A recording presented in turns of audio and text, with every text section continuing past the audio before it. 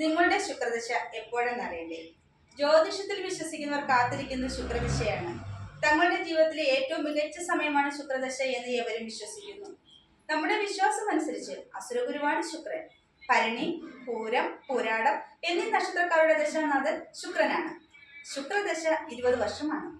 ചിലർക്ക് ശുക്രദശയിൽ വലിയ മെച്ചമൊന്നും ഉണ്ടാകാറില്ലെന്ന് പരാതി പറയാറുണ്ട്.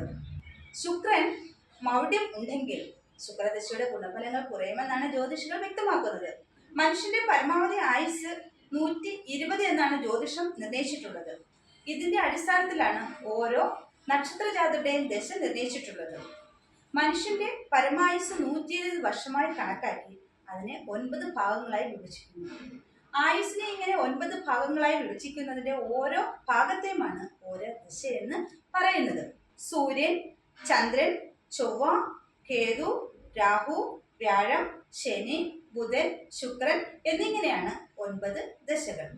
സൂര്യദശ 6 വർഷവും, ചന്ദ്രദശ 10 വർഷവും, ചൊവ്വ 7 വർഷവും, രാഹു 18 വർഷവും, വ്യാഴം 16 വർഷവും, ശനി 19 വർഷവും, ബുധൻ 17 വർഷവും, കേതു 7 വർഷവും, ശുക്രദശ 20 വർഷവും എന്നാണ് മനുഷ്യജീവിതത്തെ ജ്യോതിഷം നിർണയിച്ചിരിക്കുന്നത്. കാർത്തിക, ഉത്രം, ഉത്രാടം എന്നീ നക്ഷത്രക്കാരുടെ ജന്മദശ സൂര്യനാണ്. രോഹിണി, അത്തം, തിരുവാണം എന്നീ നക്ഷത്രജാതരുടെ ജന്മദശ ചന്ദ്രനും. മകയിരം, ചിത്തിര, അവിട്ടം എന്നീ നക്ഷത്രത്തിൽ ജനിച്ചവരുടെ ജന്മദശ ചൊവ്വയുമാണ്. തിരുവാതിര, ചോതി, ചതയം എന്നീ നക്ഷത്രങ്ങളിൽ ജനിച്ചവരുടെ ജന്മദശ രാഹുവാണ്.